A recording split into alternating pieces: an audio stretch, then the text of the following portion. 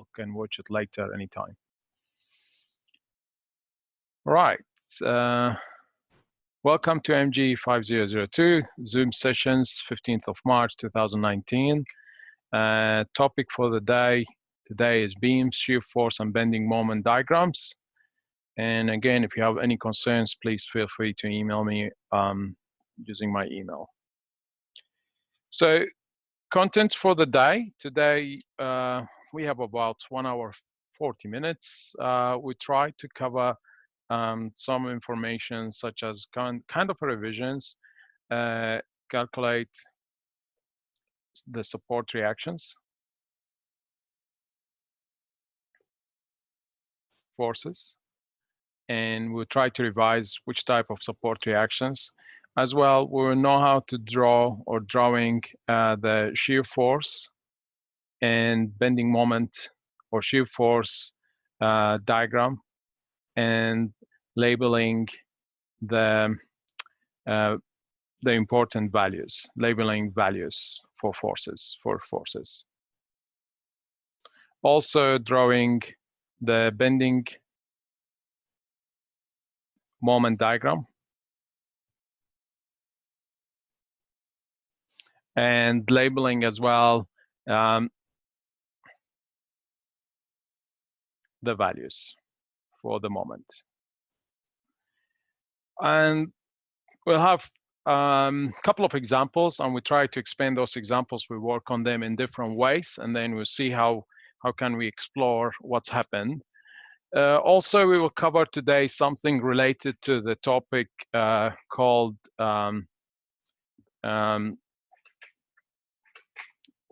we introduce as well the use of UDL. So here also we'll cover UDL by itself and UDL for the beam.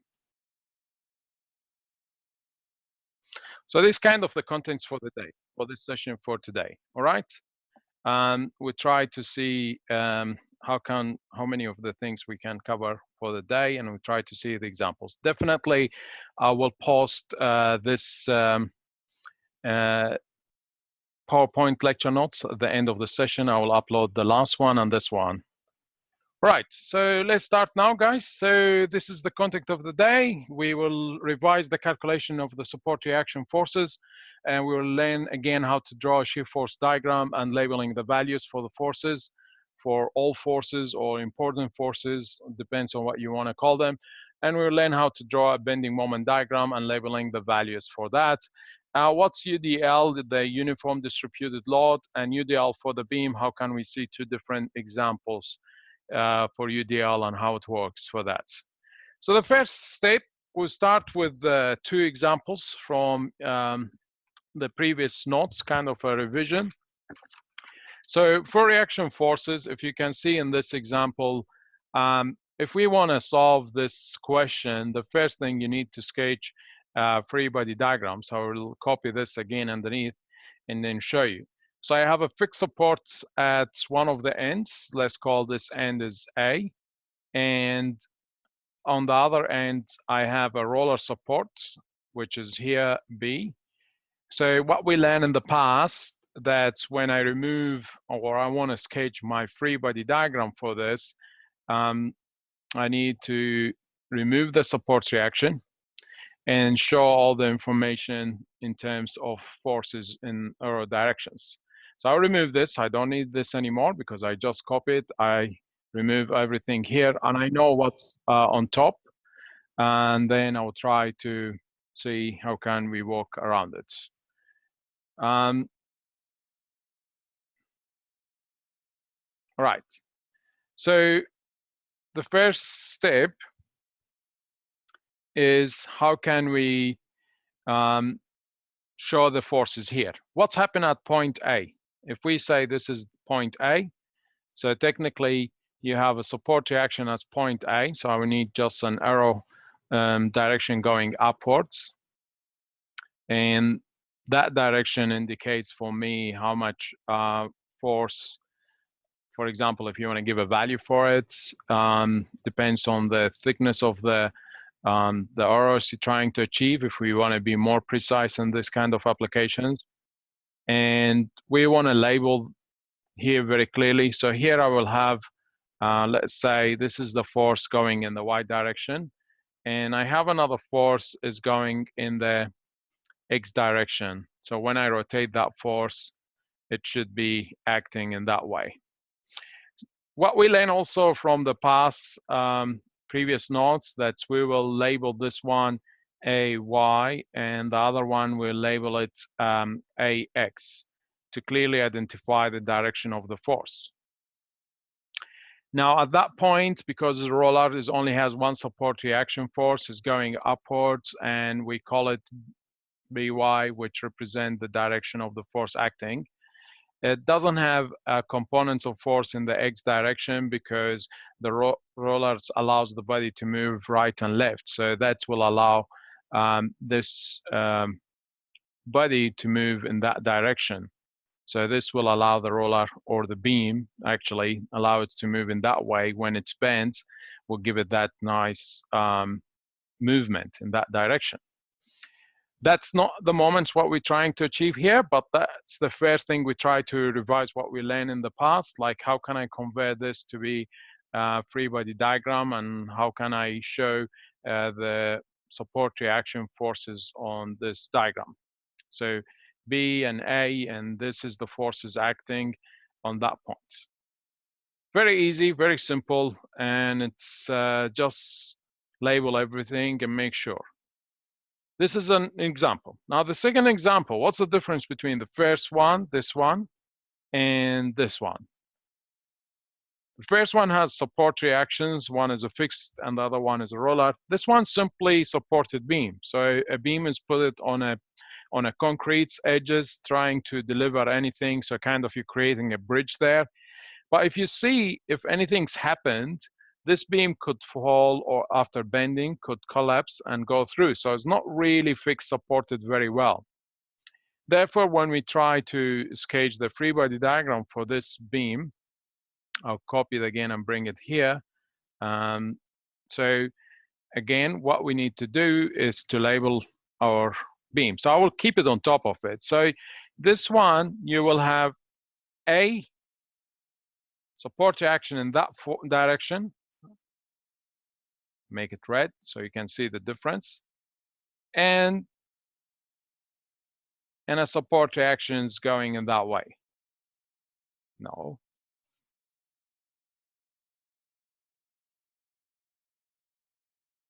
So that force acting kind of on the y direction, it's what we can replace. Completely different scenario when fixed support. It's not anymore as a fixed support, it's actually is just we treat it as a roller, even it's just hold there. And the same thing for the y, it's the same principle. For at this point, you will have only force in y direction, and that's what we're trying to label here. So this will only act as a force in the y direction and not fixed and support. What we call this one, simply supported beam, because there is no attachment, fixed attachment, to ensure for us there is a force we'll try to push on the x direction similar to this one. So in other words, if you increase the load here, this will give the beam the possibility to move right or left on the x direction. So if that collapse, we'll try to push by time, and then we'll go through and break down. So this is kind of how we show this kind of free body diagrams for these two examples. Completely different from others we learn. So if you look into them, you say, hey, they are both beams. Why they act one as a roller and the other one as a fixed support? Because they have different applications, different principles on them. Therefore, in this example, I don't get any support reactions on the x direction. Now, another examples we have here. This is another typical examples. You get a beam fixed and supported at both ends. Therefore, will be treated as kind of support reaction is one. And if you replace that with the forces, so you will get a force in the y and x direction. So these forces is actually indicates for us that this geometry or this beam should not move right or left for any possibility, because if it's in equilibrium and that support is pushing in that direction. So if this is the first force, this is the second one in the y direction, but also we need the other components for it. So I need to copy this arrow to make sure I change the direction for it. So that's mean this will give me a support in that direction. And then another one, if I rotate that arrow, will give me in that direction. So if you look carefully, this kind of support is mean if something happens, the beam will try to crack in the middle here, because those supports will not give it that flexibility to move right and left. And there is a lot of stress will happen at that point as well, and a lot of stress at that point. But that is difficult to describe it, because we need to perform some calculations to find shear force. And also we need to know how many forces on top of that. Another example is this one, which is supported as a wall, like a beam built in the wall, and then is giving you support reactions. Definitely for this kind of applications, we need to be familiar with it. So again, as I described it for you guys earlier, when you have a cantilever which support on free ends, so we remove the wall first and make sure what we replace it with.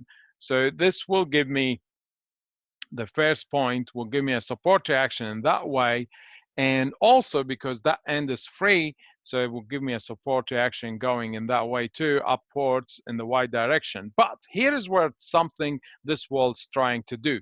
There are actually two forces acting on that wall. Since we copy this one is also trying to support the wall in that direction, because it's fixed. If you see, it's kind of fixed at one end and the other end is free. So that end is kind of acting as a roller here.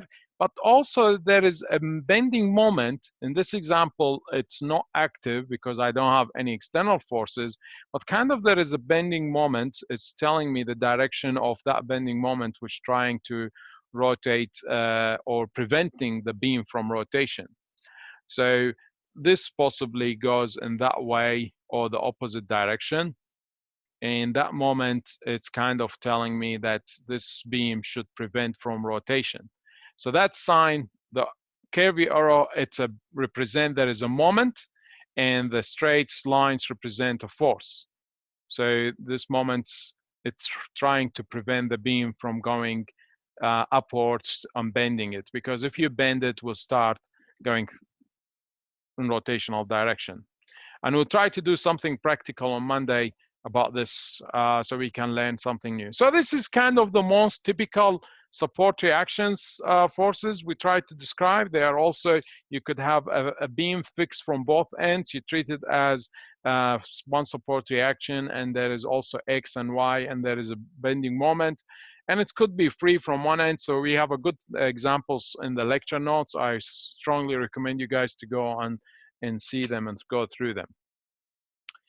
All right, so let's start an example and we can see, and we can go through it step by step. So this example one, calculate the support reactions of the following beam. Just ignore the weight of the beam. But if you have any question at the same time, feel free to ask.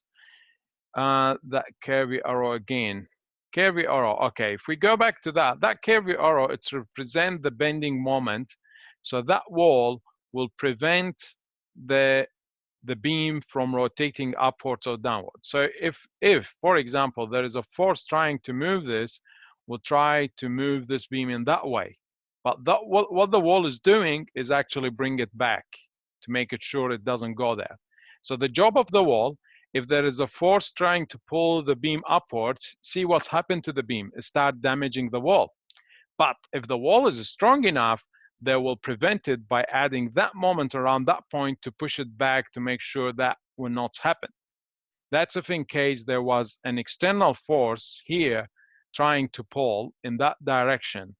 That bending moment, it should be opposite to that direction to prevent it. So if we say this would like to rotate based on the force in that way, that moment will be active, and we say, no, we are in equilibrium, so you don't need to move, and it will bring you back to that position. And that's what's nicely about the equilibrium things. Because it's equilibrium. Now, if you want to break it, of course, it's mean you exceeded the equations of forces is going upward. So if you say, hey, if this will break, then definitely you exceeded the equilibrium. Summation of forces not anymore equals to 0, because technically you have rotated it, and that's what happened at damage to the wall. Similar to what I show you in the class when we have the holder for the racer, if I try to push on one edge, one of the free edges, definitely if I increase the force, I will damage it. But we say it was designed for a weight similar to the racer weights or the markers, so something very light, not really heavy. But if we put there 20 kgs, definitely that support will break down, because the screw used to support it on the wall is not enough and not fixed to concrete.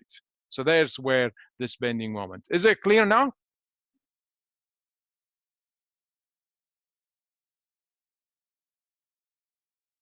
Is it clear? Okay. Now, this is an example. Example 1, calculate the support reactions of the following beam. Again, we say support reactions because there are more than one support reaction. And also ignore, in this example, we try first to ignore the weight of the beam. And in the second example, we take the weight of the beam into consideration. So how can we solve the same question with assuming the beam is kind of weightless, which is not true? And the second example, no, the weight of the beam, it has a value in kilonewtons. So what I will do, guys, I'll give you time to try to find me the support reactions, but you remember what's step 1? So again, when you solve this kind of questions, you need to write the steps of solving this example. All right? So what's step 1, guys? Perfect. Good.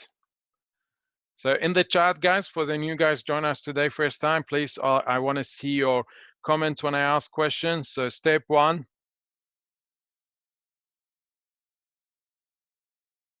So here, step 1, free body diagram. So we need to sketch the free body diagram for that beam. So for me, I'll give you time to do it, and then for me it takes a bit, maybe more time than you guys, because I'm using the software. So I will delete the wall, delete everything, just I resketch everything from scratch and try to locate my beams. And I just sketch it next to each other so we can see what's happening there. So what's happening at point A, at joint A? I'll give you time to sketch your free body diagram, and then we do it all together.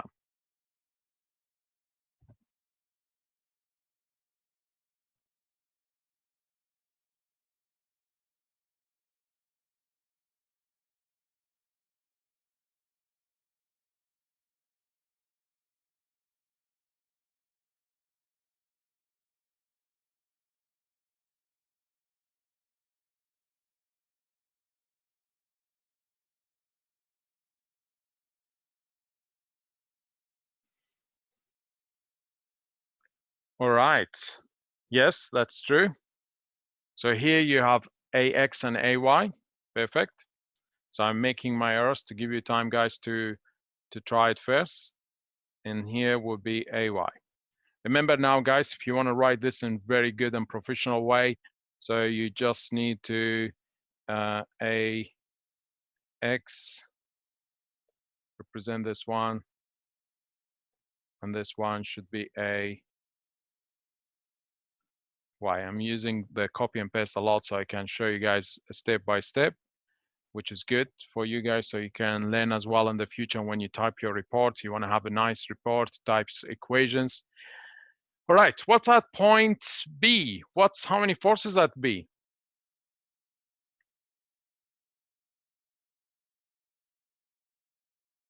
Only one, and is acting in which direction?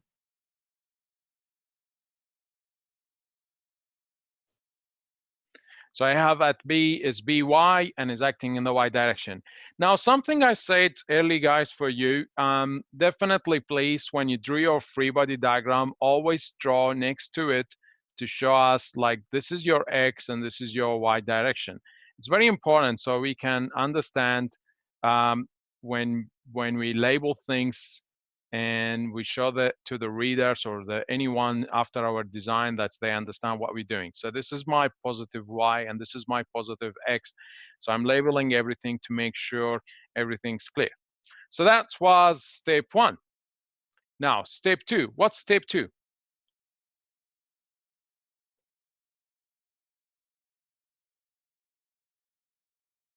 So we finished step 1. Now we need to do step 2. Can you remind me what's step 2?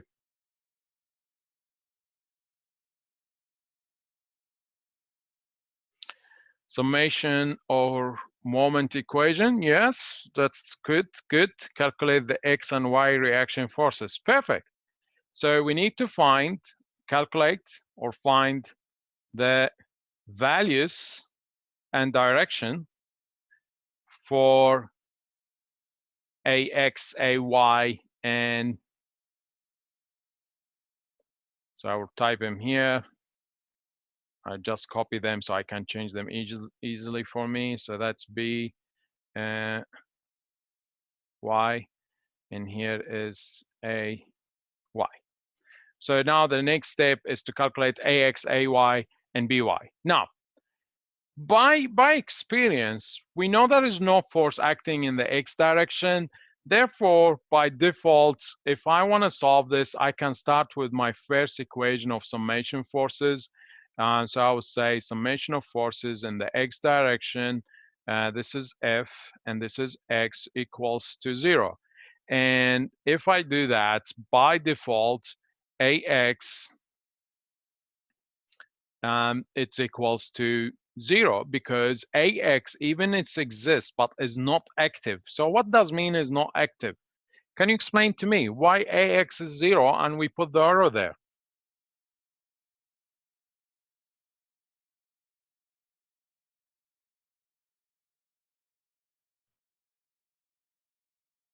So why AX is 0?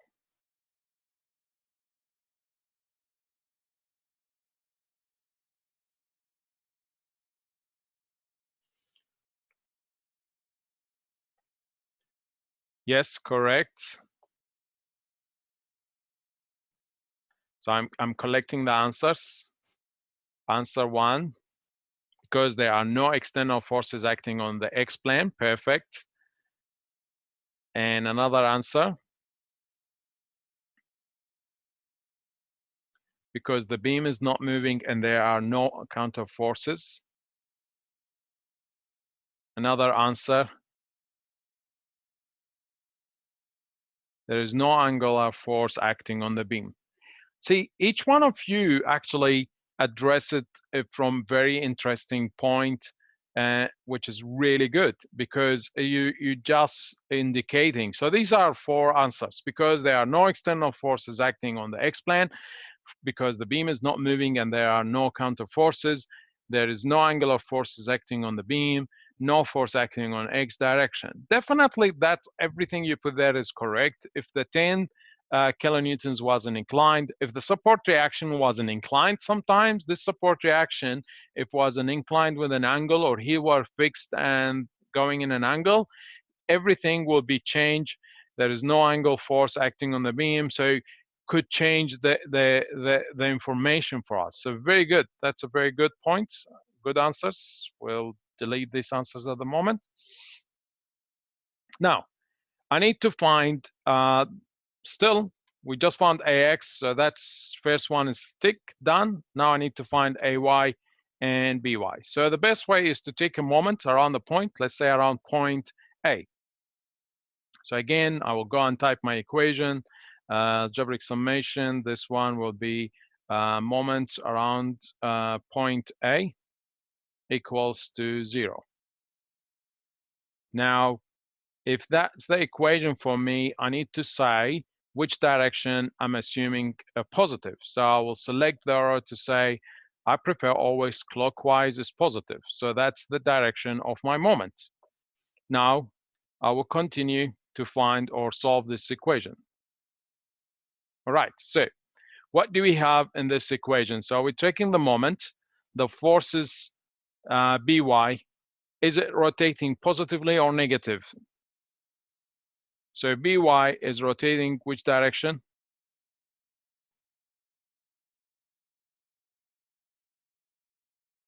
Times the distance, negative, perfect. So times the distance, what's the distance? The length of the beam, 2 plus 1 plus 2.5, 5.5. So remember, moment is force times the distance. So the action line of the force perpendicular to the distance when you create 90 degree, and just remember to put the negative sign before that because it's rotating in negative. All right, now we go and we found there is a funny force, but it actually is a UDL. So I will show you the UDL, how it's being demonstrated here. You go to the middle of the UDL. The UDL has a distance 2.5. So an UDL every meter is 2 kilonewtons. So 2.5 times 2, that will give you the force about 5 kilonewtons.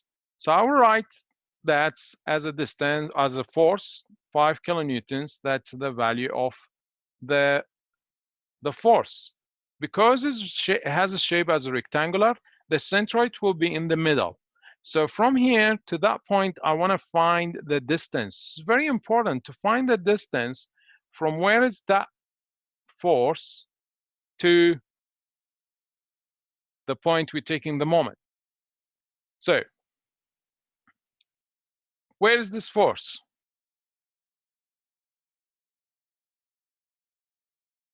Where do you reckon is this force will be?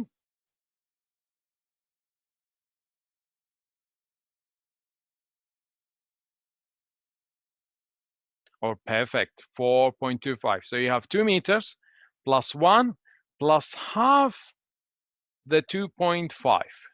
So I'll write the equation so you can see it very clearly, just I don't want you to forget in the future. So this distance represent for me the 2 meters plus 1 plus the 2.5 divided by 2. And that's equals 4.25.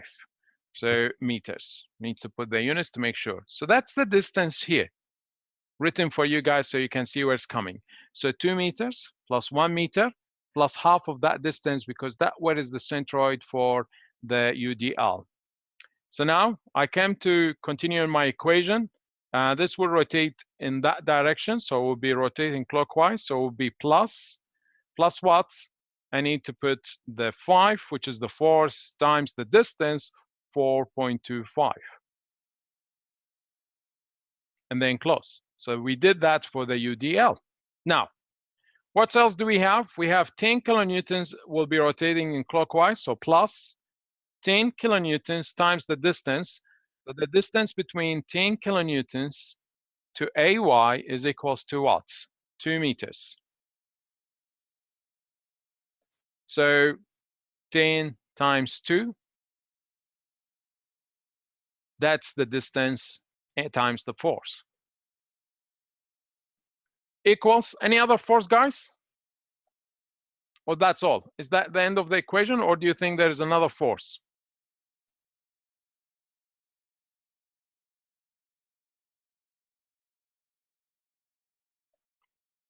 Good. First answer correct. The force around B. What do you mean the force around B? We took that force, which is the By. So we took the force around B, which is By. We took the force of the UDL.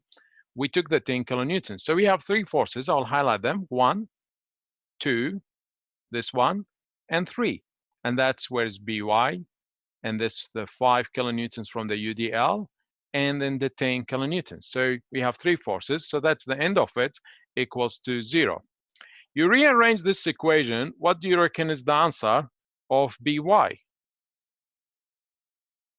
I'll give you time to find me the answer for By.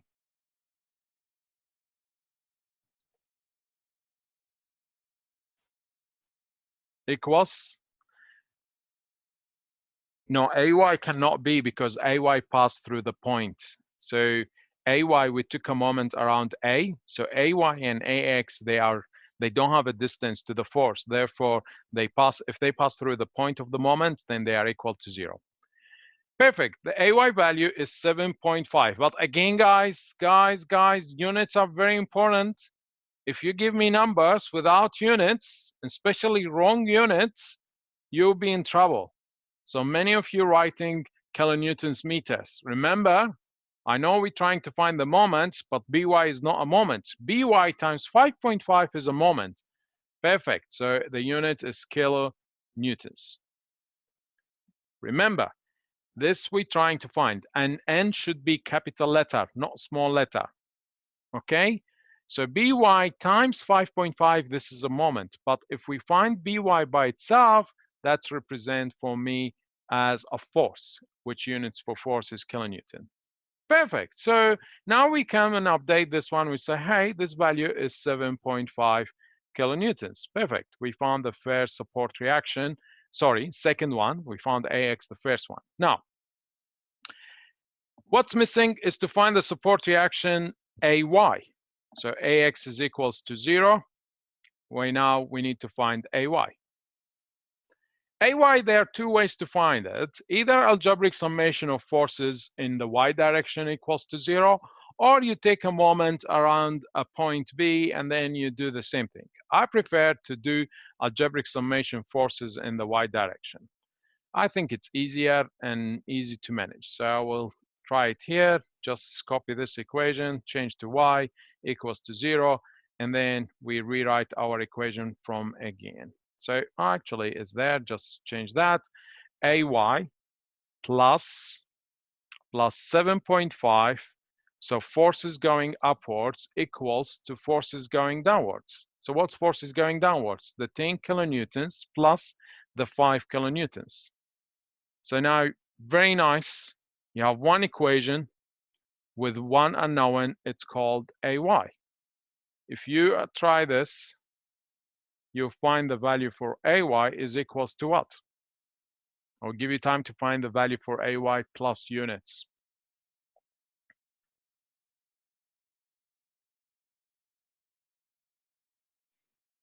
Perfect, I start getting answers.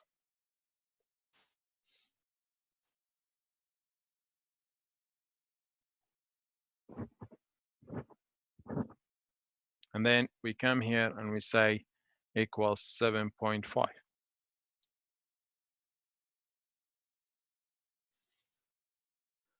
By the way, please, for the guys who are in here, when you enter, you need to just say your name in the entrance because some of you using different names.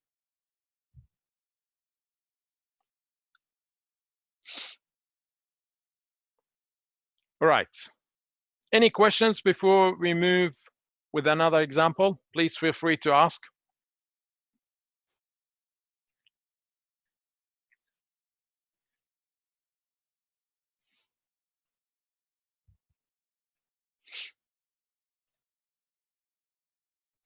I will ask you a question.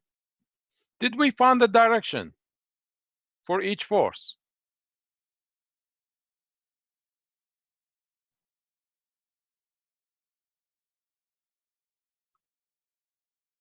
Yes, that's good.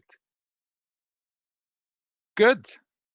Some of you saying, did we find, that's one of the things. Did we find the direction of the force?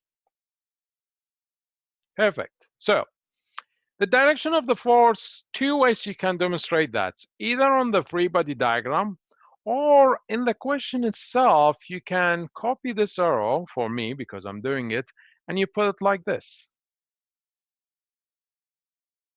And you just make it a proper size so it's fill nicely.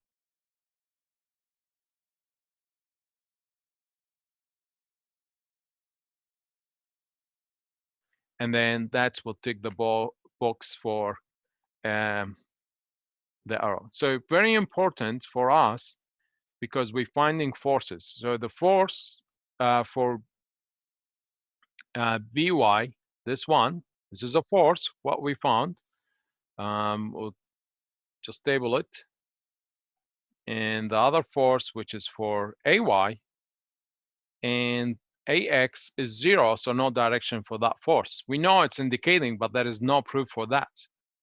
So that's a method to show the direction of the force. You're just indicating.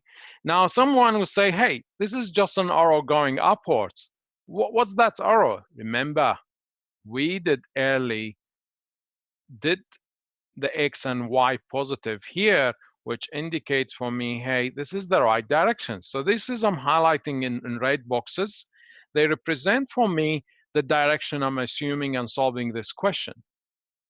So when you have everything is clear and easy to read, I understand it now. Yes, I can see AY is going upwards, BY is going upwards, because it's very simply when you have this signs for us to indicate that's X and Y positive directions.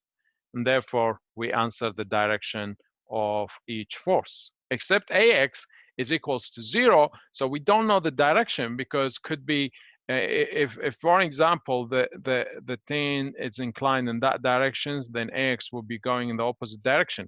If 10 kilonewtons is inclined in that direction, will be in the right direction now at the moment. So still, since I don't know how the force is acting, therefore I can't comment about the direction of AX. We just say 0. It's not active at this stage or in this example. Any other questions, guys, before we move to the next example? Give you time to ask questions.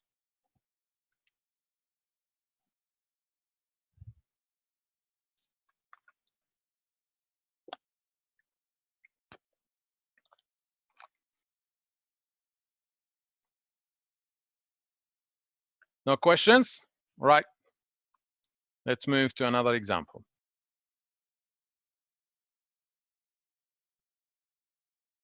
Example 2.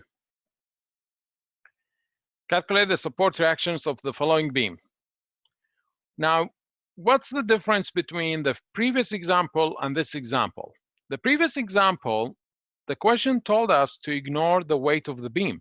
Now, in this one, the beam has a UDL. It has a weight which is 3 kilonewtons per meter.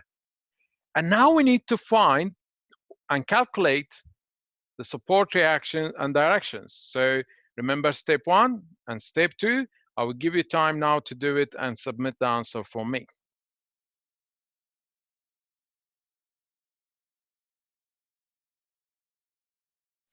So I give you time to work on it and try to do what we did in the previous example and find me the support reactions values. First, you need to sketch the free body diagram and then find the support reactions.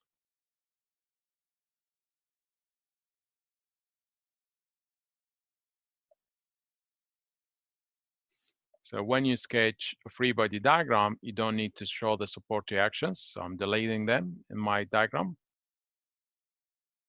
And I replace that because we just did forces, so I like to keep my arrows.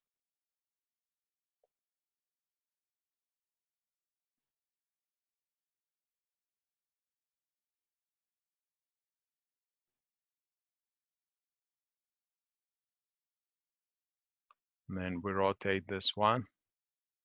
Double click and rotate in the right direction.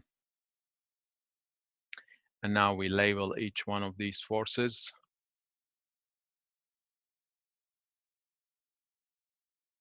AX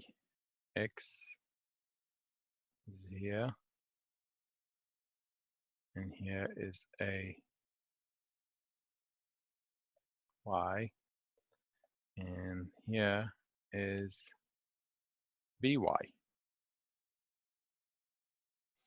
Also, what we have here, very interesting thing for us is, again, what we did in this example is how can I copy this, Control C, and then bring it here so I understand where is my positive X, where is my positive Y force.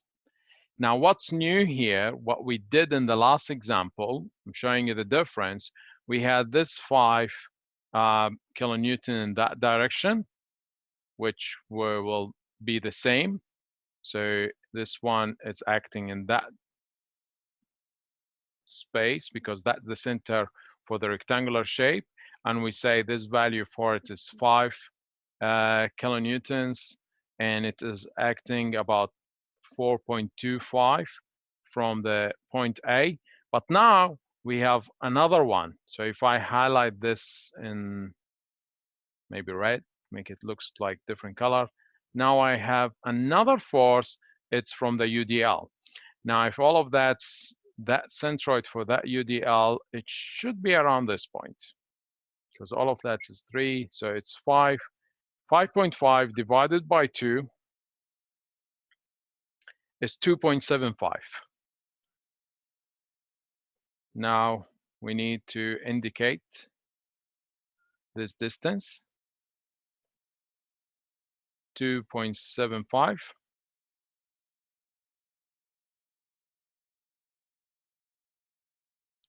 And also we need to indicate this distance, which is 4.25.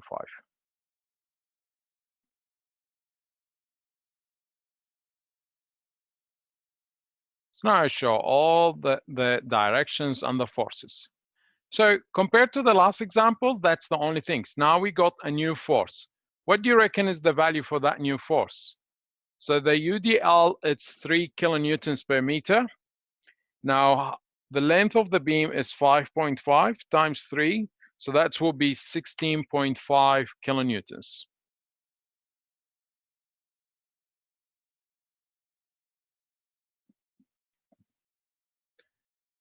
See, even I'm trying to make it looks really very tight and very nice, but it's really, maybe you do it on a paper, you need to make it very clear and very tight for you. So I got an answer now. I'll give time for the others to think about it.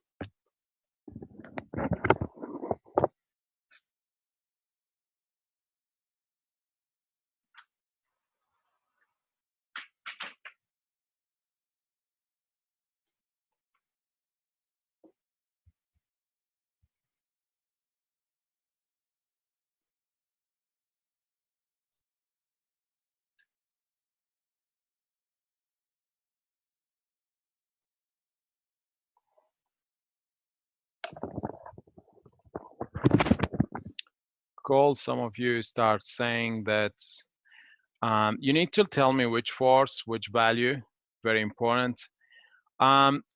Someone answered the value for BY is 37.75.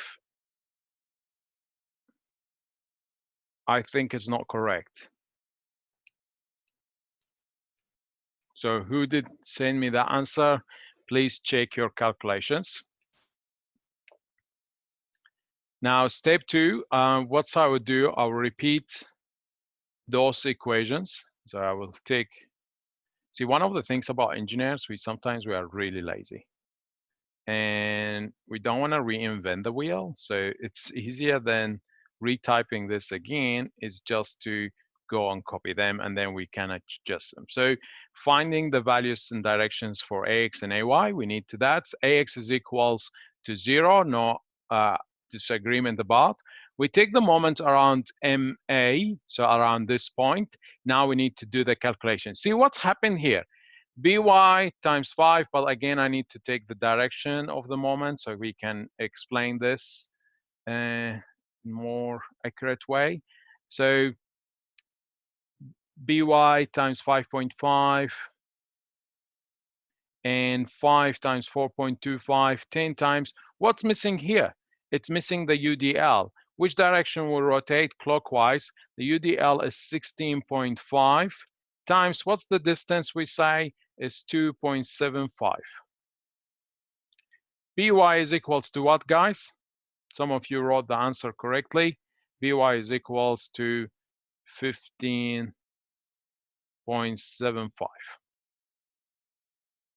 That's the right answer. So By is 15.75. And if you work it out by this equation, you should get the right answer. Now, if we try the summation forces in the AY plus that one, what will be? Will be 15.75. And here will be 10 plus 5 plus what? Plus 16.5. And this will give you the same value for the first one, 15.75. So some of you getting different answers, but still one of the things I'm getting some confusion. Please, force unit is kilonewtons, not kilonewtons meters. Really, you need to pay attention for that. This is something you need to always remember. I know it's sometimes you're solving a moment, but remember, this is a force we're finding, which is in kilonewtons. So it's not in kilonewtons meters. Really, this is very, very important because you don't want to lose marks for something silly like that. So always remember, the force is in kilonewtons, the moment is in kilonewtons meters. And then you get the answer. See, the only difference between previous example, which is the same, is just we assume the weight of the beam. That's changed that equation to add this component in it. And of course, when you add the component of the weight of the beam, which is taken into consideration of the equation, definitely will change what? Would change the value for the support reaction, which impacted on the overall results. So that's how we do it. For the guys who's trying to get 9 kilonewtons and 6 kilonewtons, please check your calculations. And for the person who got 37.75 kilonewtons, I think your equation 10 times 2 is correct. 4.75 times, I don't know where you got the 4.75 because it's not 4.75. Yeah, so you need, for the UDL, I didn't do the 3 times 5.5. Yeah, you need to do that, yes, because remember, it's the UDL 3 times the 3 kilonewtons per meters times the length of it. So the length is 2 plus 1, 3 plus 2.5. So very easy, very simple example, and we learned a lot from it. And we need to go, and I really recommend you, if you're not getting it from first time, please try it again. So that's to show you, it's the same example we did. We just added this UDL for the beam, and you see how the results change for both questions. Like the first one was giving us support reaction 7.5, as I call, and this one is 15.75. So completely different values. Any questions before we move to another example? Please feel free to ask so I can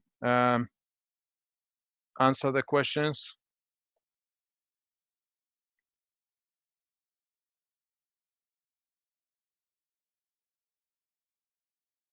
Give you time, please.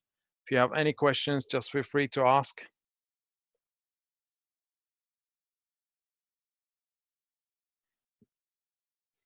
If something is not clear, let me know so I can go through it again.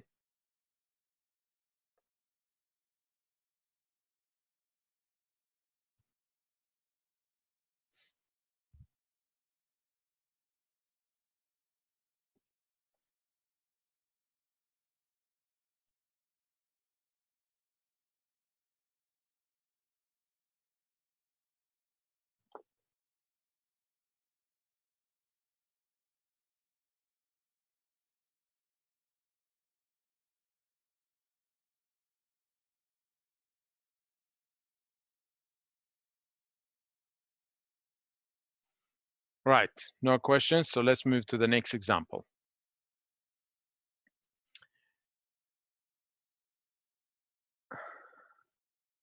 Now, we will try to continue in the example number 1, and we call it example number 3, but now we need to draw the shear force and bending moment diagrams and label values at points of interest for the following beam. And again, we'll do it for the first example when we don't take into consideration the weight of the beam AB.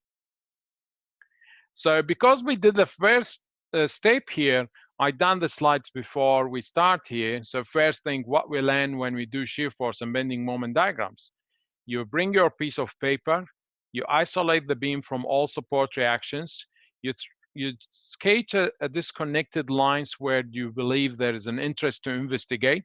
So first line at one end of the forces, the other disconnected line at the other end of the beam. And then when there is a force acting, you put a disconnected line. When the UDL starts, put a disconnected line. The centroid for the UDL put also a disconnected line. Now we need to bring in the second slide to allocate our forces, which we found earlier. So you have AY, which is support reaction, has a value, and you have the UDL, which is 2 times 2.5, 5 kilonewtons, and you have the BY, which we found the value earlier from support reaction calculations. I didn't put the AX because remember we're drawing the shear force diagram for this application on the Y direction. Now the second slide, here I have done it early for you guys, but I will go through it step by step so you can understand what we're doing here. So that's AY value. I just put it from what we found previously from example 1, and now we want to sketch this. So technically, let's start one by one. So I will sketch on top of it to show you how we go through it. So we do this one first, and then I will give you a chance to do example 4 by your own. So first of all, you have this force going upwards AY. So to draw shear force diagram, first you sketch a line, 0, 0 point. You label that shear force. This represents for you the direction of X, the length of the bar. That one represents Y direction, the force acting in the Y direction. Again, the forces acting on the Y direction, not the forces acting on the X direction. Therefore, I didn't take the AX into consideration in this shear force. So if the force is going up, you will go. So this area will represent the positive numbers. Since it's going up, so I put plus 7.5.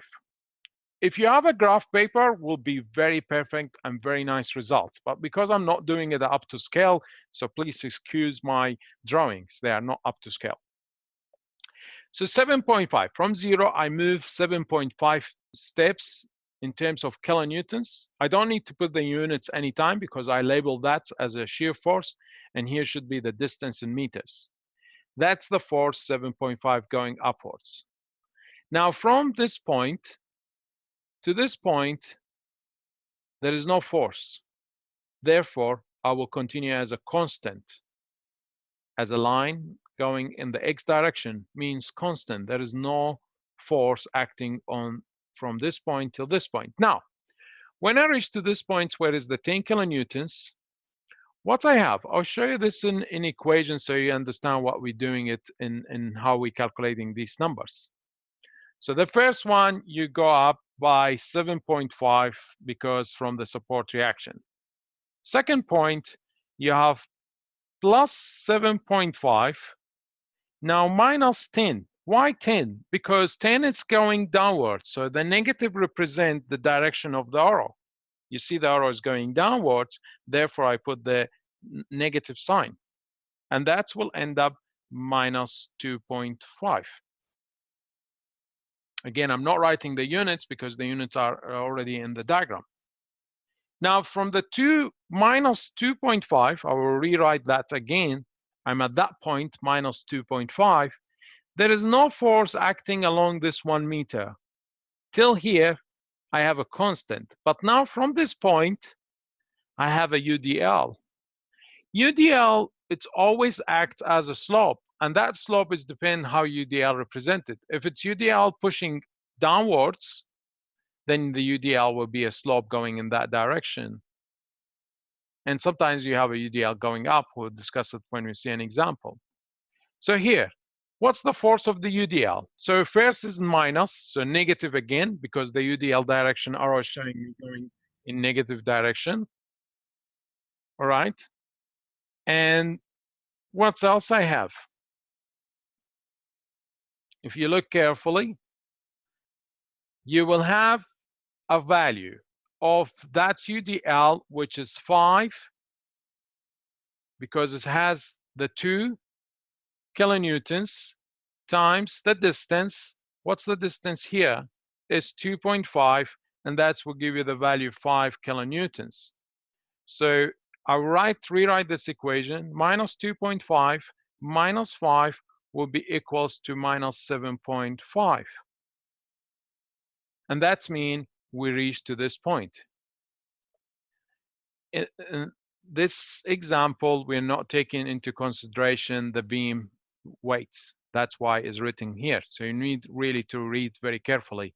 UDL for this beam is not taken into account. In example 4, we do it with UDL for the beam. So at this stage, we're doing it without UDL. So now when I reach to this minus 7.5 to this point, now what I have, I need to go to the last force. So what will be the last force at this point? B is 7, so I will write minus 7.5. So the last force I got here, I will bring it again, plus. Why plus? Because you see this green arrow is going upwards. So that arrow has a positive, so plus 7.5, that would be equals to 0. And that's where it's take me back this to 0. And you can see it now with done the shear force diagram. Now I will give you time to ask because I'm quite sure. Can you please repeat as to why UDL is a slope?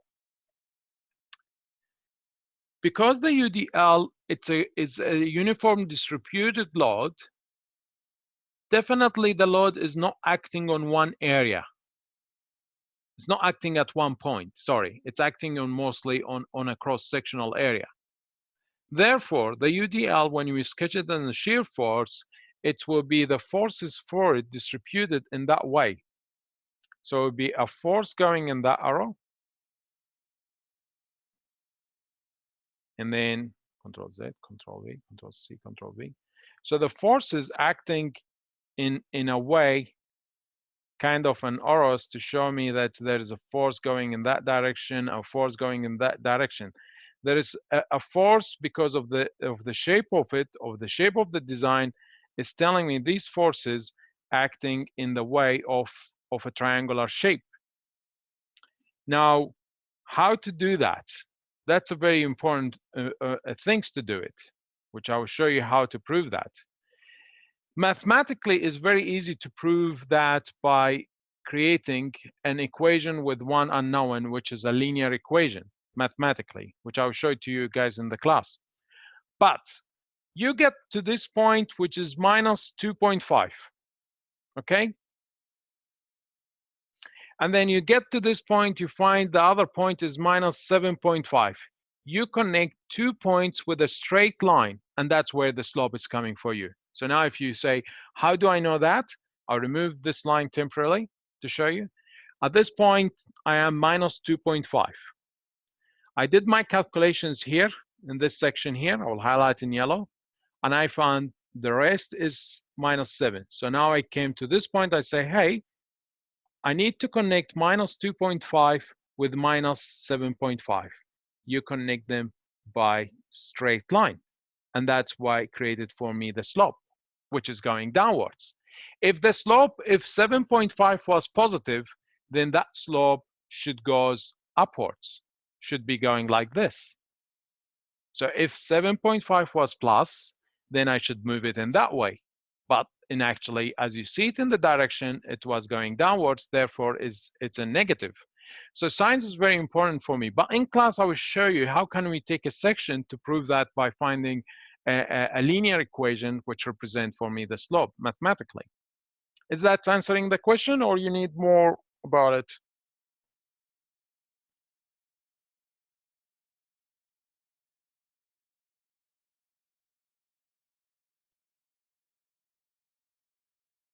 Why the force decrease slowly?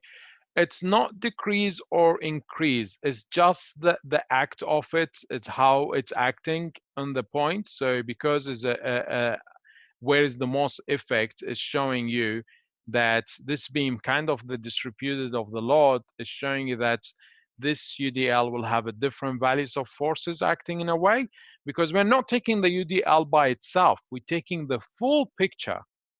So also there is another factor, which is the support reaction. So that's kind of like in this diagram is showing you the force here is minus 2.5. That's the first value of the UDL, and it goes to the maximum, which is minus 7.5.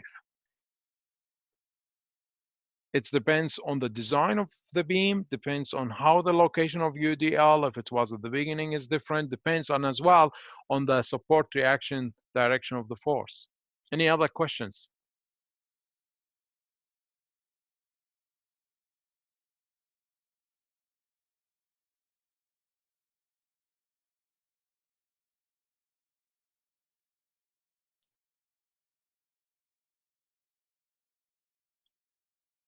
All right, any questions? That's all.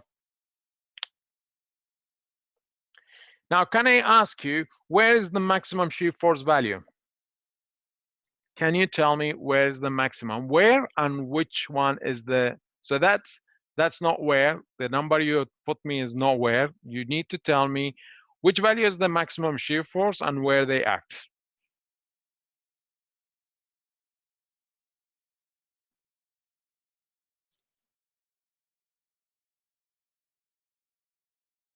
Some of you saying at B. At B. Second answer. At, oh, perfect. Yes. The maximum shear force values acting at A and at B. These are the maximum shear force values, kilonewtons, and newtons always must be in capital letter, guys. So the maximum shear force here are at A and B from the diagram. So you go to the maximum number, and then if it's repeated, you highlight this number and you say it's happening at A and it's happening at B. Perfect. Now, this is the answer only for the first part, which is drawing the shear force diagram. What about the bending moment?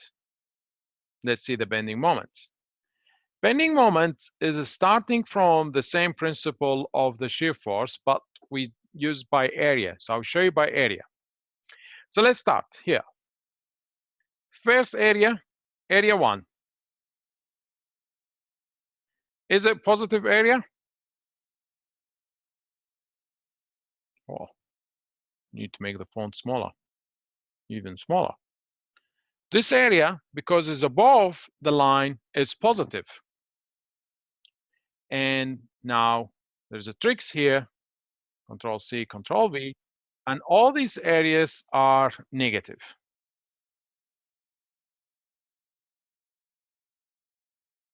So we have positive areas and negative areas. Now, what's the good things about these areas? It's very helpful for me to determine the bending moment diagram. So I have the bending moment diagram here, and I'll explain it to you in a step. I'll explain it to you using the graphical methods, and later I will explain it to you and on Monday using the mathematical methods. Mathematicals require a bit of more explanation face-to-face compared to the graphical. So by area, so how I reach to 15. So I would do it on the side so you can see the calculations. So I will open a box here. So I will come to the first area. What's the shape of that rectangular? Oh, I'm saying is rectangular. The shape for area 1, so I will call it area 1. So 7.5 times the distance to meters. So area is always force times distance. So 7.5 is the height times this distance, which is 2 meters, as you can see it here. What will give you that? 7.5 times 2. 15 kilonewtons meters. That's why we label our bending moments in kilonewtons meters. And then I go, since the area it's coming as rectangular shape, always in bending moments will be as a slope. And I'll explain that in mathematically when we have a chance on Monday in class. Now, this is the first area. Now I have a negative area here as well. So that's negative area. What's the dimension for it? So I will go from that one. So I will say 15 is the last area minus, because in negative, now you say what? 2.5 times what? The distance is 1 meter. And that's will give you 15 minus 2.5 is 12.5. And that's where you can see this one.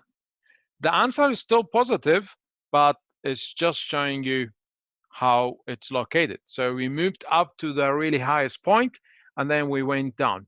Since it's a rectangular shape, therefore the area will be represented as a slope again.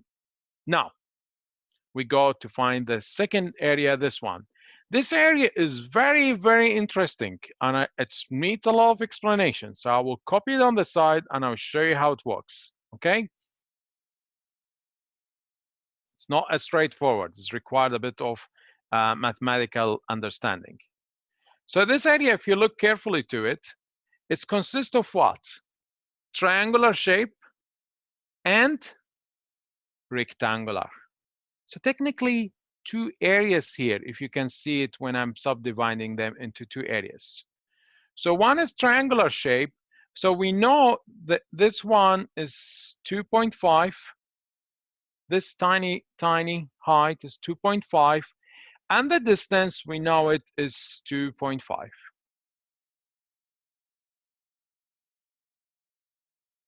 So this distance is 2.5, and that tiny one is 2.5. But can you tell me what's the height of the triangular? From this point till this point, what you do, Control-C, Control-V, I will write it for you. The maximum height is 7.5 minus 2.5 equals to what? 2.5. So that's from this point to this point. Now, what's interesting here, I have two areas. It's not anymore one area. So I reach to this point, 12.5, I need to sketch that area. So I will come here, a new line. I'll say 12.5, that's the last area we stopped, minus, because this area is, both of them, they are negative. So now I need to find the value for each area. So area 1, which is the rectangular, 2.5 times what?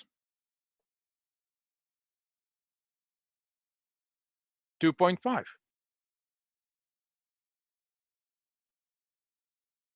Close the bracket. Plus, the second area for triangular is half of the base, 0.5, times, what do you have? 5 times the 2.5, which is the base. Close the bracket, close the square brackets. So now you created both areas. I will highlight them in different ways so you can understand what I'm talking about, at least to make it really clear for you, so to avoid any confusion. So this is the area 1, the first area. We'll highlight it in blue color. And now we have another area which represent for me the triangular shape. And maybe this one will be better. Can we rotate?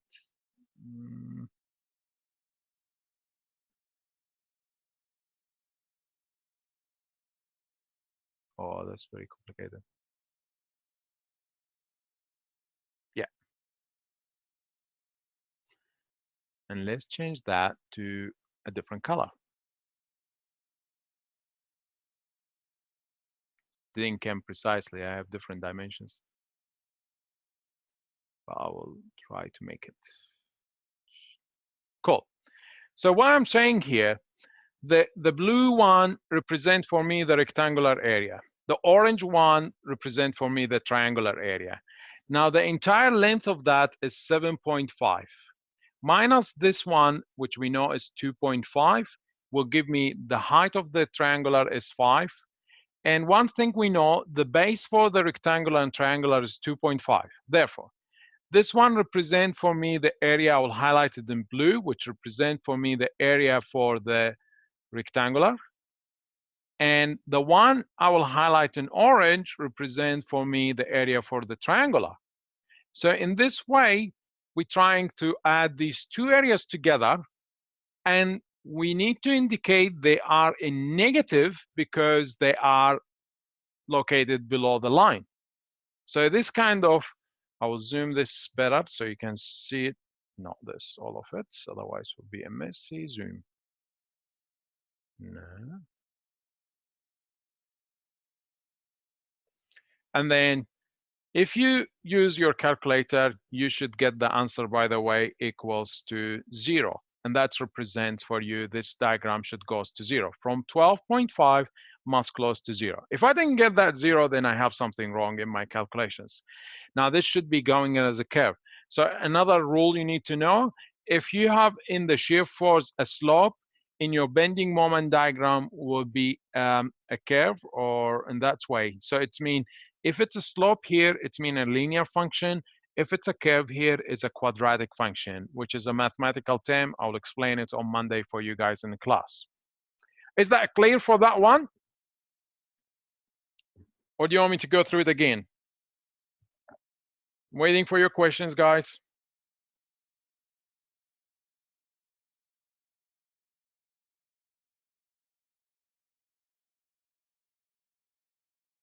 Cool, it's good, perfect. So it's just two areas, you add them together. I highlight them in different colors so you guys can see where it's coming from. But I'm showing you now equation by equation. Remember, I take the last number and then act on it. The negative sign is very important for me because indicates if the area is in the below or above the line for the shear force. So bending moment diagram, it's completely related to the shear force diagram. So if I look to the shear force diagram, I need to change this to be area 2, area 3. So there are different areas here, maybe area 2 here, and then area 3 in that one. But area 3, it's very combined. So it has more than one area. So one is rectangular, the other one triangular. Very nice, very easy. You arrange it in that way, and then you get the right value for it. So that's if we have this question, and we assume that the weight of the beam is neglected. We didn't take it into consideration. What about if we go back to the question, which was example 2, and we try to solve the shear force diagram, and there is a UDL for the beam. We solve it with a weight. What do you think? Do you think the shear force and bending moment diagrams, they will be the same, or they will be completely different?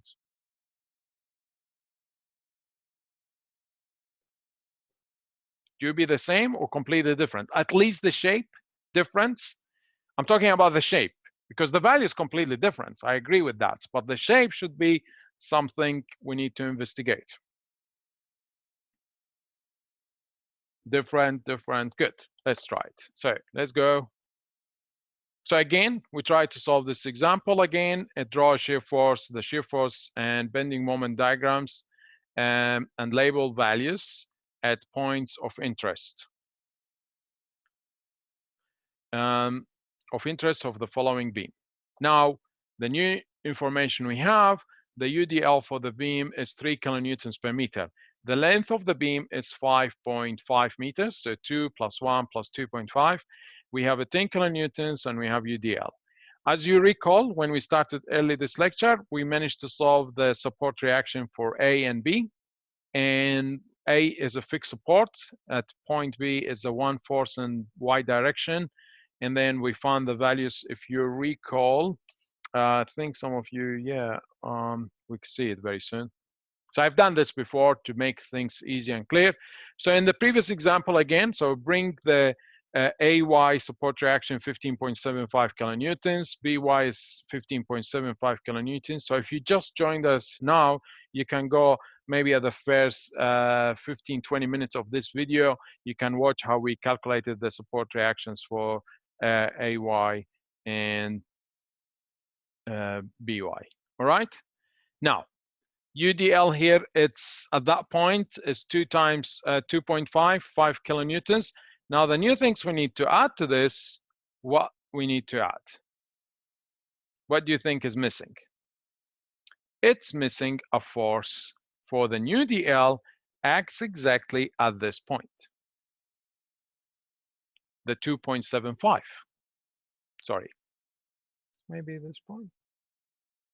No, if that's 2, no, it should be here, maybe. Yeah, that's where it should be the 2.75. So we have a force of, what's the value for that force from the UDL? So how we do it, we just multiply 3, which is the kilonewtons per meters, times 5.5, which is the length of the beam. So whatever is the length of the beam, we need to multiply. That will give you 16.5 kilonewtons. So equals to 16.5 kilonewtons. Remember, always newtons in capital letter.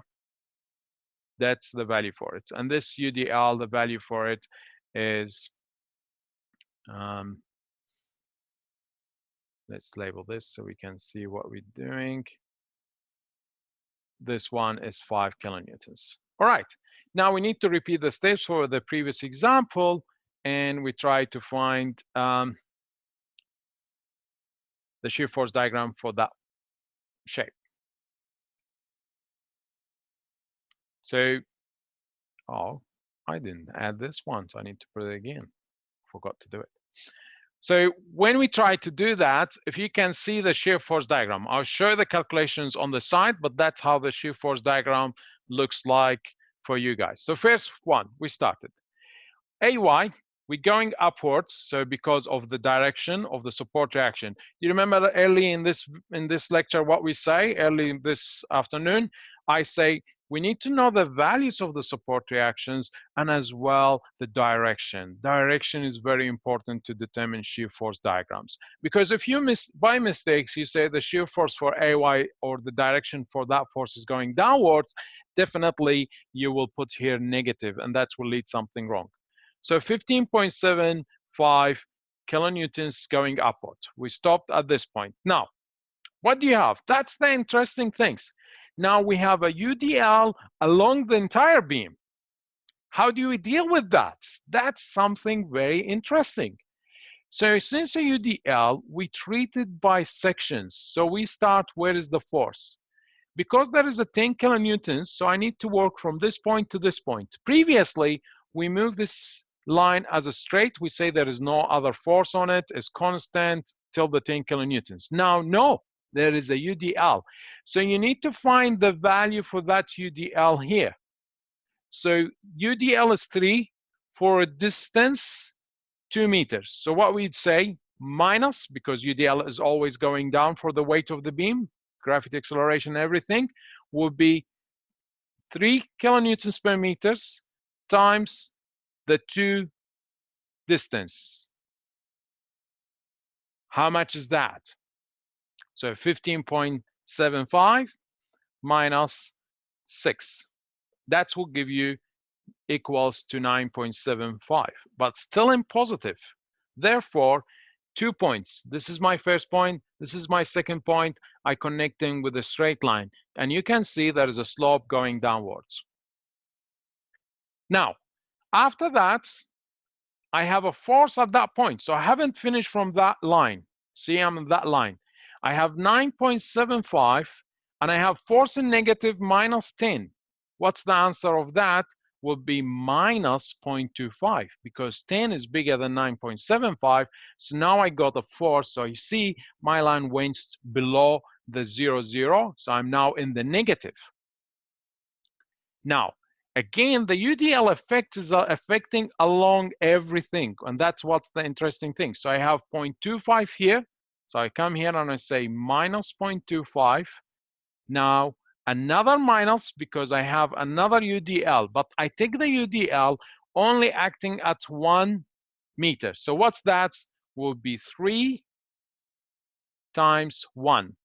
So I'm treating the UDL. I will show it to you. So block the things. I'll treat the UDL like I'm working between this point, make it as a white, and Control Z, Control V, and this point. So kind of I hide everything, and let's extend it here so you can see what exactly we're doing. So I'm taking the UDL only along that 1 meter. And we know every meter is 3 kilonewtons, so definitely that's 3 kilonewtons. This answer will give me negative, and negative will be minus 3.25 kilonewtons. I don't need to write the units in the diagram, but definitely I need to write the units in the calculations to show it up. So kilonewtons to avoid miscommunication or anything. Now, I moved in that point. What's interestingly happened, there is also another UDL. So that point is minus 3.25, and there is another UDL going in that way. So how can I represent that UDL? This is something very, very interesting, because you need to have the two UDLs impacting on that. So what's the first UDL? We go back to the same application what we did previously. So what we do, we hide that spot, make it like this, and then we want to work. So from here, we know that point is minus 3.25. So I will come here, minus 3.25. All right? Minus. Can you tell me what we should write here? This is very, very important. I will give you time to figure out.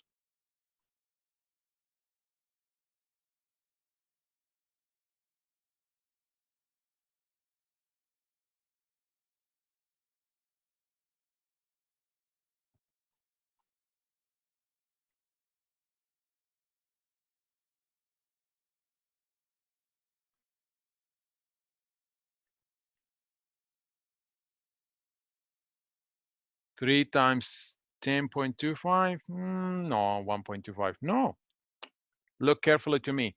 Similar to how I explained it to you guys, I'm checking 2 kilonewtons times 2.5 plus 3 kilonewtons times. Yes, that's a good start. Yes, yes, yes, yes, yes, yes, yes, yes. That's the answer.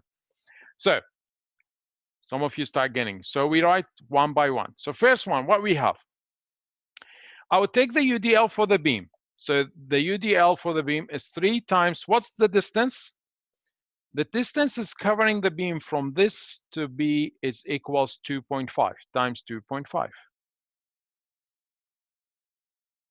Plus, I also need to use square brackets to avoid any confusion.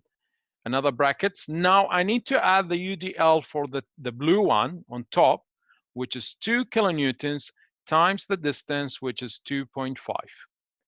You add these together, the answer should be equals to negative 15.75 kilonewtons. When you do that, it's represent we reach to this point. So what you do, again, you have a point here, it's minus 3.25, and you have a point, let's take this point out, Control X, Control V. This point is minus 3.25. This point is minus 15.75. You connect them with a straight line. And now what you have the last force. So we haven't, it's not done yet. We come in here, we say minus 15.75, and now plus, because the green arrow is going upward. So that I changed to plus. So it will be plus 15.75, and that will be equals to 0 kilonewtons. Kind of there is no force acting in that point. And that's the shear force diagram for this shape. It's completely different. See, in the previous one, we had many constant straight lines in the X direction. Now, in this example, we don't have any more like lines going in the X direction. They're all going as a slope, And the sign here is telling me if it's going upward slope or going downward slope. If you see a negative, it means going downwards. If it's positive, then it should go upwards. All right? And also the other factor impact, you see there is a first point is 15.75, the second point is 9.75, so definitely you know you're dropping from that point to that point, you just connect 2 points. I'll give you time to think about it, and if you want to ask any question, feel free to ask.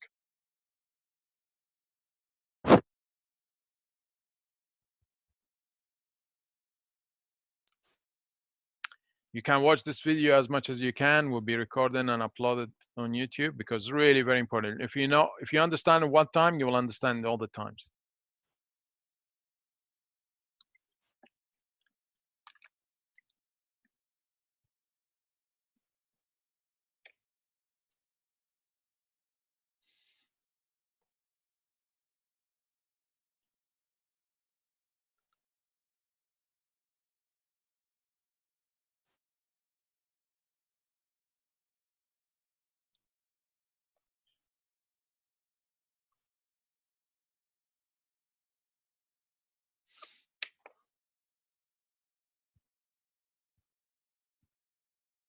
No questions?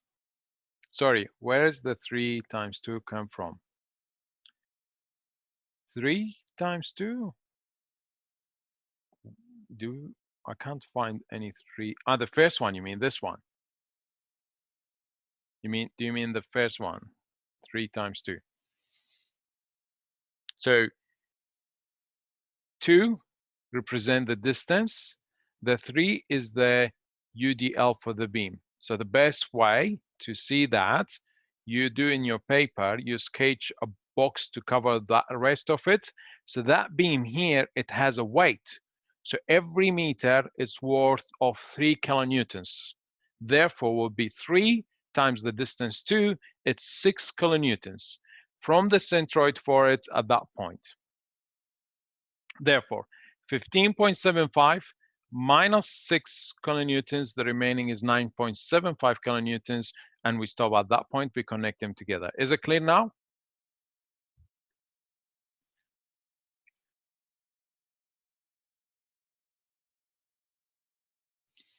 It's very important, guys, to sketch those disconnected lines. When you have those disconnected lines for the most important areas, you can work by step, and then you make it easy and clear.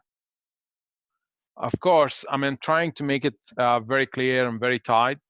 Remember as well, my sketch is not up to scale. In your exam, you don't need to do it upscale, but if you want to try it just to see how it works, just get a graph paper and try to do it by scale, and then you can see how it really looks very nice. Will be looking really awesome. Any other questions, guys, before we do the bending moment diagram?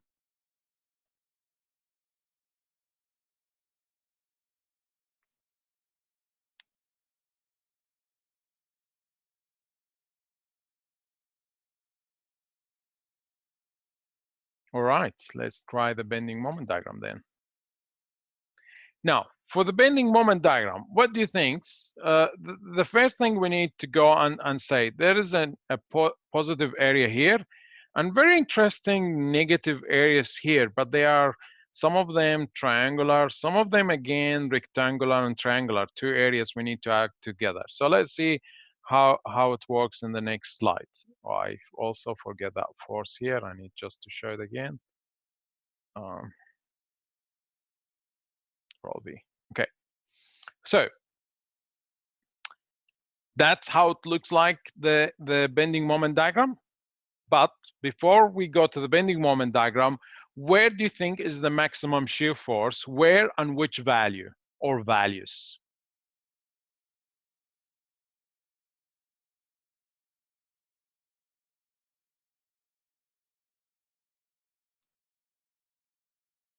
Good. So the maximum shear force is at A and B with a value 15.75 kilonewtons and the same value. Now, let's try to work on the bending moment diagram.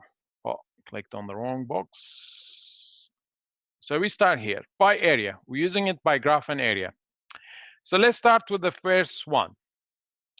What do you have? The first point, you have 2 areas, rectangular and triangular, similar to what we did in the last one. So to do that, it's easy first to sketch everything separately. So we have a triangular like this, rectangular like this, and triangular going on top of it like that. So what we need from that, we need the dimensions. So that one, the first one is 9.75. You can see it from that point. it's 9.75. And that one, the total height is 15.75 minus 9.75, so the remaining is 6. So that one is 6. I changed the colors to make sure we make sense to ourselves. So let's make this one purple. All right. What's the distance here? It's 2 meters. So I'll copy that, and then we'll bring it here. So the distance is 2 meters for both of them. So we start by area. Enter. Let's use an equation editor. So what's the first area? Area positive 1. So what do you have? The triangular one, half of the base, 0.5, times the height, 6, times the base, 2, plus 9.75 times 2 equals. So you have the first one is for the triangular, make it in this color. And this one, you have it for the rectangular, we make it in a blue. So you can see the difference for them. One is half of the base times the height times the half of the base times the height. The other one is just 2 dimensions, you multiply them together. So what should be this give you together? When you're adding and multiplying using both maths for this, you should get a value equals 25.5 kilonewtons meters. Remember, here we're trying to do it for bending moments. So units is changed. Now, again, when I say it's a slope in the shear force, in bending moment diagram should be a curve, which is kind of here is a linear function. Here should be a quadratic function. And again, on Monday, I will explain this in details, and I'll show you how it works in a section. If you have a time today, I will do it. Well, I think time is running pretty fast. Now, we go to the second area. So the first, what we found, 25.5. Now, the second area is a negative, this triangular, the tiny one. So minus half of the base times the height. What's the height? Is 0.25 times the distance is 1 meter. So technically, that triangular, it has a length of 1 meters and a height, tiny one, which is 2.5. No, I'm wrong. What's wrong here? It actually has 2 areas, this one as well. It's not only one area. So open. So you have an area for rectangular, an area for triangular. So the first one we did is for the rectangular.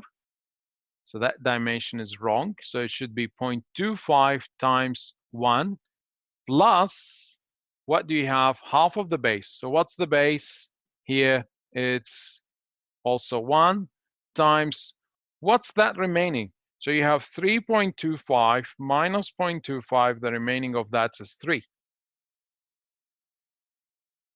Because that one and this one, I will show it to you in a figure so you can see it very clearly. You have a very tiny one like this, should be meter. And you have another one, triangular, going underneath that. Let's rotate that.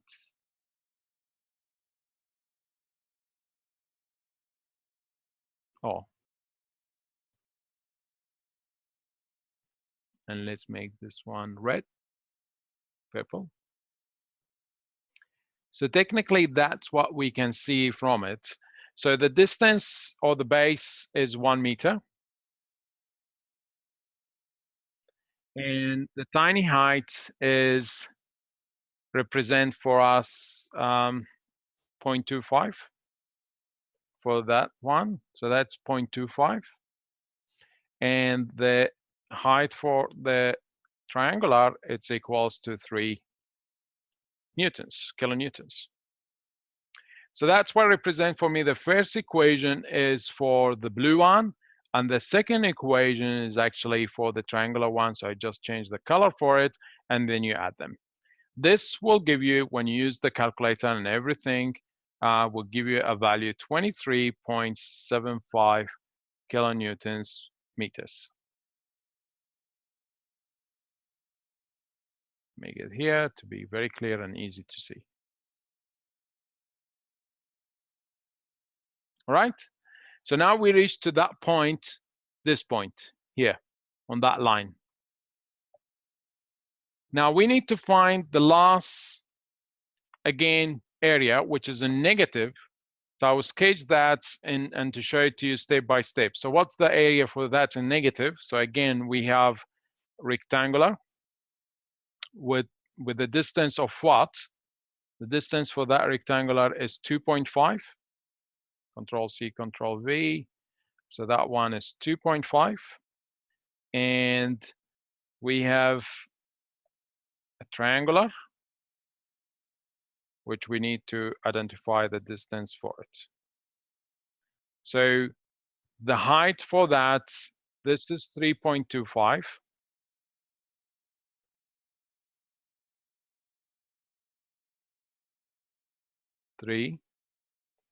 And the other one is 15.75 minus 3.25, and that will give you 12.5.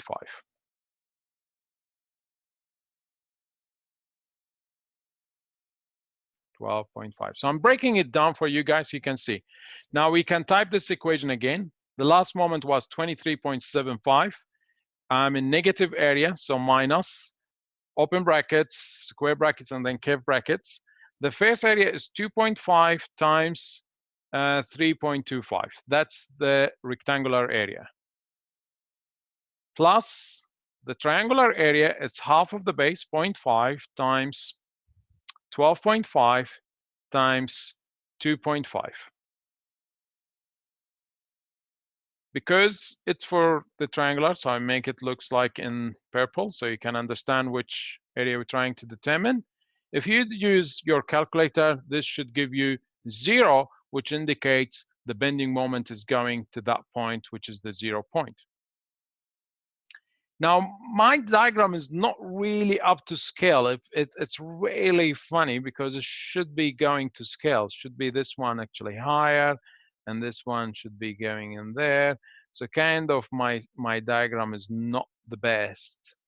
I'm not impressed with my diagram, to be honest with you guys. So maybe here is better, looks like. So if we do that, it's showing to us that the maximum bending moment happening at 25.5 kilonewtons meters. And that's the way how you show the calculations for your bending moment diagram for the values illustrated in here for each point. And I'm highlighting to you because we are based on that. So the first thing is kind of like we bring this area we represented here, and we bring this one. So I'm showing you where this is coming from. Actually, I'll keep that. So it's just showing you the other dimension. This is the tiny area here, very tiny, and then the remaining of it is just triangular, and then the remaining of that as well, you will get another area when you cut that geometry here. At that point, you will see there's an area in that way, and the remaining of it's triangular. So you see what I have done, I'm highlighted the rectangulars, and what's left in white represent the tiny triangulars. By the way, they are not up to scale, so please excuse that. You may not see them like this in reality. If you draw them in real scale, you would get them more accurate and more working. All right, so that's kind of the conclusion for today. So to sum it up for you guys, we have done in total a couple of examples to show you how we did with the support reactions. So I'll go through it. So today was the main to calculate the support reaction forces, drawing shear force and bending moment diagram and labeling values for the forces, drawing bending moment diagrams. And we tried to compare UDL and UDL for the beam. We did go through some examples and show how can we convert these support reactions into forces and the direction of the arrow. And then we solved an example for what we call it, calculating an example in when there is only UDL and we were ignoring the weight of the beam, and how we calculated the support reactions. And remember, AX is equal 0, AY values and BY value, or values AY and BY values, they are the same in this example. Again, before I did these questions, I went to Beam Gurus, the website I show you, and I did the calculations here. And you can do it just for you to checking, but we demonstrated this solving it together. And the same thing, we did solve the question itself using the shear force and bending moment diagrams, step by step, showing the explanation, how we find the area. And we tried to calculate the support reactions when there is UDL for the beam is taken into account. So it was a good thing to see how it works. And then how can we see the difference between shear force and bending moment diagrams for when is UDL. So if I want to compare, so I will Control C and Control V, and I'll try to bring the results from the last one. So I will print, Control Print, and then I'll see what's happening exactly in that example and that example to compare between both, and we see what's happened. Where is it? Here. And you will see here the difference between the shear force. Remember when I asked you guys the question, do you think there will be a difference between both figures? So you see the difference between them. When we have a UDL along the beam, which is the weight of the beam, you see we start getting a slopes along all the shear force diagram. Here only the slopes happened at the points or where is the UDL located. That's difference number one. In addition to that, of course, the values of the shear forces and the support reactions, it's increased. And you can see here when we didn't take into account the weight of the beam, 7.5 kilonewtons. Here now it's became 15.75 kilonewtons. And also the bending moment diagram is increased, and instead of going as a slope and then curve at the end, now it's became a curvy shape for the bending moment diagram, because everything is going with an ingredient as a slope. And that's a difference between just we added that line in blue, BMUDL, the beam UDL is 3 kilonewtons per meter, and here we just say ignore that, the weight of the beam. So two examples, they're the same numbers, is just we added one information into it, and we can see that the results changed completely and did go far away from what we can predict. So many of you answer yes will be different. That's really good and perfect answer. So this is the end for us. So I hope you enjoyed, guys. I will stop the recording, and then you guys, if you want to ask any questions, feel free to ask.